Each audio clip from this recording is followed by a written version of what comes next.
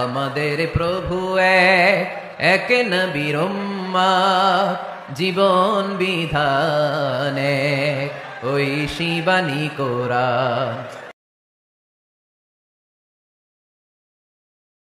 আসসালামু আলাইকুম ওয়া রাহমাতুল্লাহি ওয়া বারাকাতুহু। কেমন আছেন সবাই? আশা করি আল্লাহর অশেষ রহমতে সকলেই ভালো আছেন। আমিও ভালো আছি আলহামদুলিল্লাহ। আজকে আপনাদের সামনে আরো একটি ভিডিও নিয়ে হাজির হলাম। শেখ আহমদুল্লাহর একটি লেকচার নিয়ে সোশ্যাল মিডিয়াতে ব্যাপক সমালোচনার সৃষ্টি হয়েছে। তো চলুন আমরা সেই ভিডিওটি দেখে নেই। প্রশ্ন হলো, নবুয়তের পূর্বে রাসূল আকরাম সাল্লাল্লাহু আলাইহি সাল্লাম কোন ধর্ম পালন করতেন? গুরুত্বপূর্ণ প্রশ্ন। নবুয়তের পূর্বে আমাদের প্রিয় নবী সাল্লাল্লাহু আলাইহি সাল্লামের ধর্ম কি ছিল? যদি বলেন যে কোন ধর্মে অনুসরণ করতেন না, তাহলে নাউজুবিল্লাহ, উনি কি ধর্মহীন ছিলেন নাকি? উনি নবী হয়েছেন কত বয়সে? 40 বছর বয়সে। তাহলে 40 বছর বয়স মানে তো জীবনের মূল টাইমটা প্রায়। তো 40 বছর পর্যন্ত উনি নিজে তো নবী ছিলেন না, উনি নবী হয়েছেন তারপরে। তাহলে 40 বছর পর্যন্ত নবী হওয়ার আগে তার ধর্ম কি ছিল? এর উত্তর হলো যে আম্মাজান আয়েশা রাদিয়াল্লাহু তাআলা আনহা বর্ণিত হাদিস, যেটি বুখারীতে আসছে, মুসলিমে আসছে, তিনি বলেছেন যে কানান নবী সাল্লাল্লাহু আলাইহি সাল্লাম ইয়াখলু বিগার হিরা ইয়াতাহান্নাফ ফি।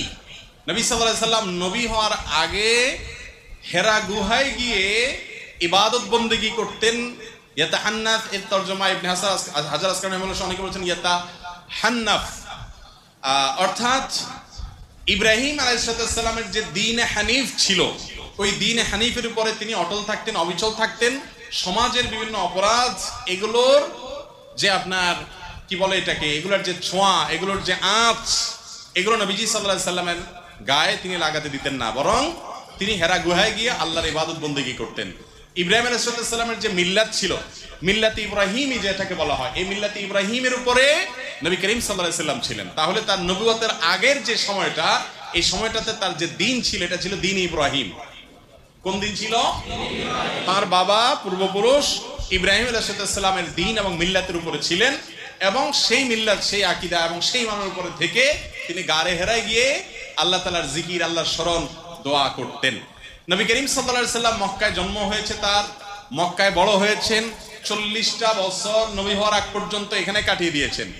আল্লাহ রাব্বুল আলামিনের নবী হওয়ার একটা প্রমাণ এটাও যে 40 বছর একটা সমাজে একটা অন্যায় এবং শিরকের সমুদ্রের মধ্যে ছিলেন, কিন্তু শিরকের এক ফোঁটা পানি, কাদা, ময়লা, নোংরা কোনো কিছু তার শরীরকে, তার ব্যক্তিত্বকে, তার আমলকে, তার বিশ্বাসকে এক মুহূর্তের জন্য স্পর্শ। এটা সম্ভব শুধুমাত্র তার বেলাতে, যাকে রক্ষা করেছেন স্বয়ং আল্লাহ।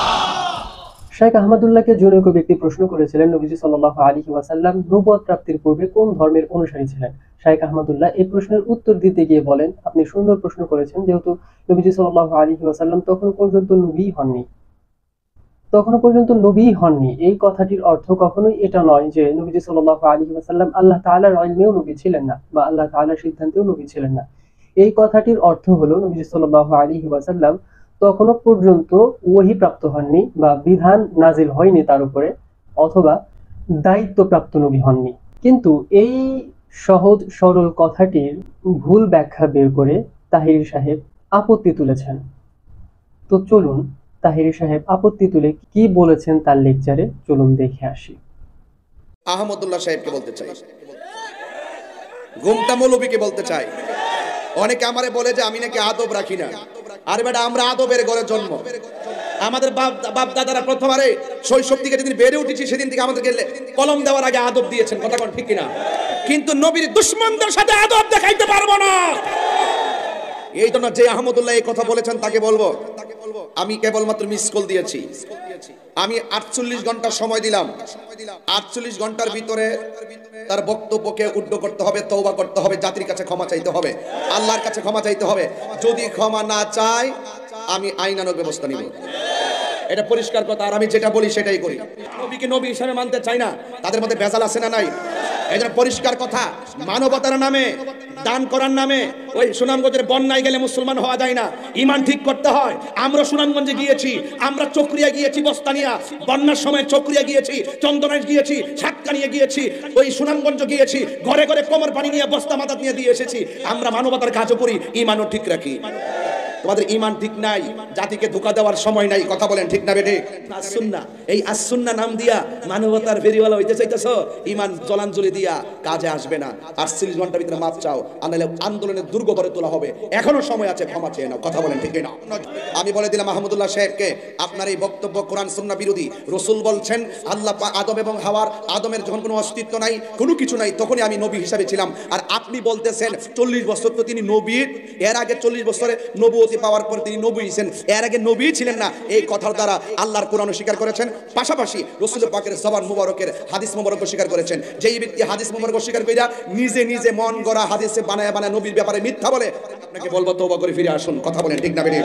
আপনি তওবা করে ফিরে আসুন, আপনি জাতির কাছে ক্ষমা চান। আমি 48 ঘন্টা সময় দিলাম। আমার নবীর বিরুদ্ধে কথা বলেছেন, আপনি নবীদ্রোহী কথা বলেছেন, আপনি ধর্মদ্রোহী কথা বলেছেন, আপনি সত্যদ্রোহী কথা বলেছেন, আপনি কোরআনদ্রোহী কথা বলেছেন। কথা বলেন ঠিক কিনা?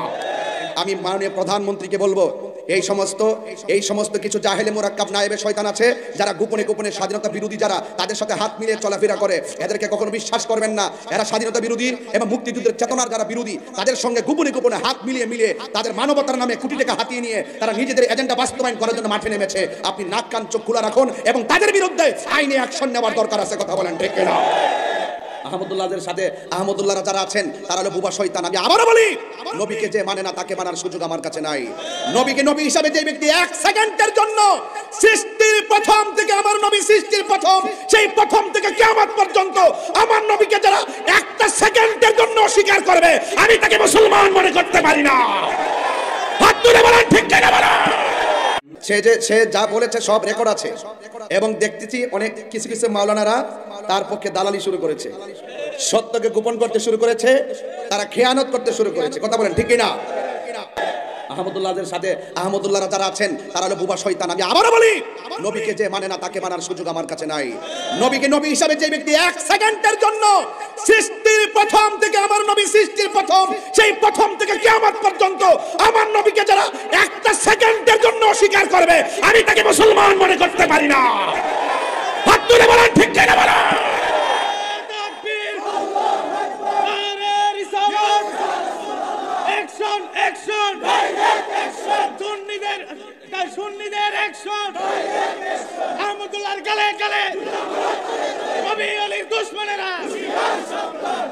এখানে তাহেরি সাহেব অতিরিক্ত হাইপার হয়ে অতিরঞ্জিত অনেক কিছুই বলে ফেললেন। অথচ একজন আলেমের ভুল যদি একান্তই হয়ে থাকে, তাহলে তাকে কিভাবে নসিহত করতে হয়, মানে একজন আলেম হয়ে একজন আলেমকে ভুল ধরিয়ে দেওয়ার ক্ষেত্রে বা নসিহত করার ক্ষেত্রে কিভাবে নসিহত করতে হয়, সেই বিষয়টি অবশ্যই তাহেরি সাহেবের জানা থাকার কথা। কিন্তু ইনি যেভাবে বললেন বা যা করলেন, একজন আলেমের থেকে এটা কোনোভাবেই কাম্য নয়, বা একজন আলেম থেকে কোনোভাবে আমরা এটা আশা করি না। এখানে তাহেরি সাহেব সরকারের দৃষ্টি আকর্ষণ করে উস্কানিমূলক বক্তব্য প্রদান করলেন।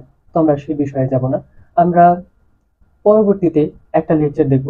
লেকচারটি হচ্ছে মুফতি নোমান কাসেমি দামাত বরকাতুহু তার লেকচার। আশা করি আপনারা যদি এই লেকচারটি পুরোপুরি দেখেন, তাহলে ইনশাআল্লাহ এই প্রশ্ন জেগেছিল মনে, শাইখ আহমদুল্লাহর বক্তব্য শুনে আপনাদের মনে বা আমাদের মনে যে প্রশ্নটা জেগেছিল, আশা করি এই প্রশ্নটার উত্তর সবাই পেয়ে যাবেন ইনশাআল্লাহ।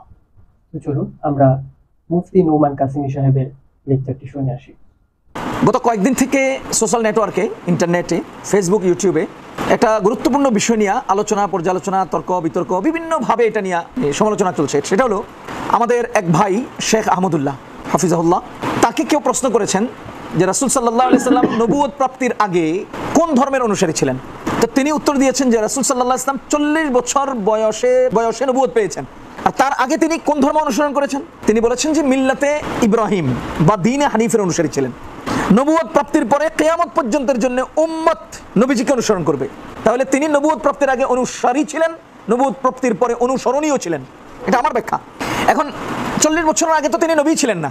শেখ আহমদুল্লাহ সাহেবের বক্তব্যের এই অংশটুকুন হলো যারা আপত্তি উঠিয়েছেন তাদের সবচেয়ে বড় দাবি, যে 40 বছর আগে তো তিনি নবী ছিলেন না।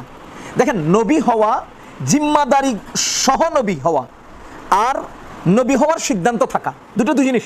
রাসূল সাল্লাল্লাহু আলাইহি ওয়াসাল্লাম নবী হবেন, এটা আদম আলাইহিস সালামের সৃষ্টিরও আগ থেকে আল্লাহর সিদ্ধান্ত। বুঝেন নাই?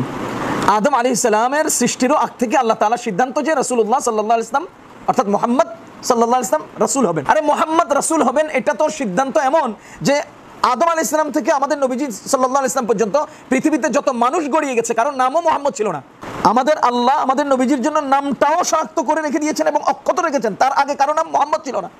তাহলে তার নবুয়তটাও তো সিদ্ধান্ত হওয়া যে মুহাম্মদ আখেরি নবী হবেন। এক হাদিসের মধ্যে পড়েছি রাসূলুল্লাহ সাল্লাল্লাহু আলাইহি ওয়াসাল্লাম ইরশাদ করেছেন যে পৃথিবী সৃষ্টির 1000 বছর আগে আল্লাহ নিজের জবান থেকে সূরা তাহা সূরা ইয়াসিন পড়লেন।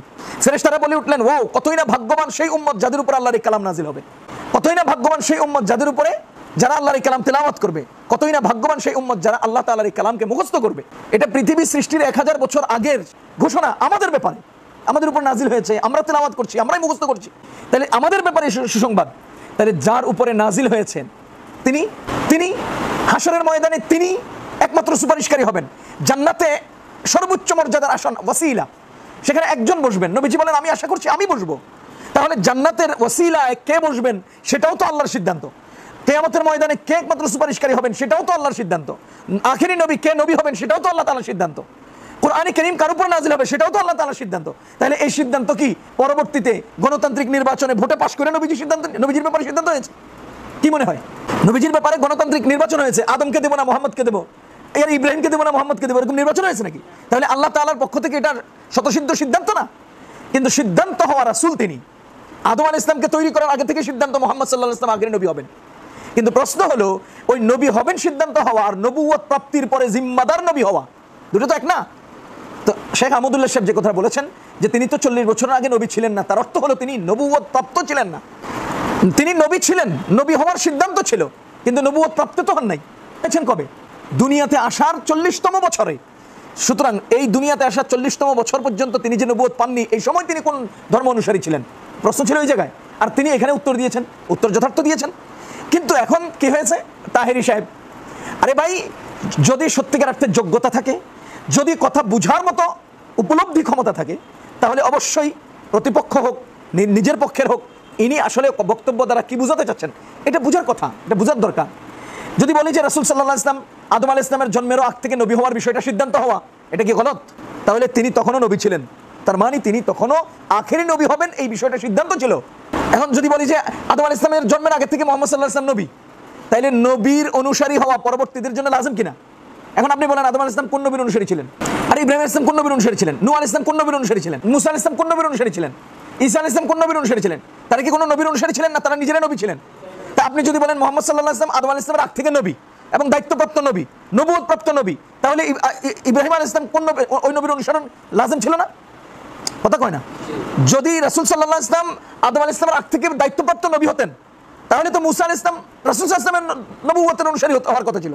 কিন্তু উনি তো স্বতন্ত্র রাসূল, তিনি তো স্বতন্ত্র নবী।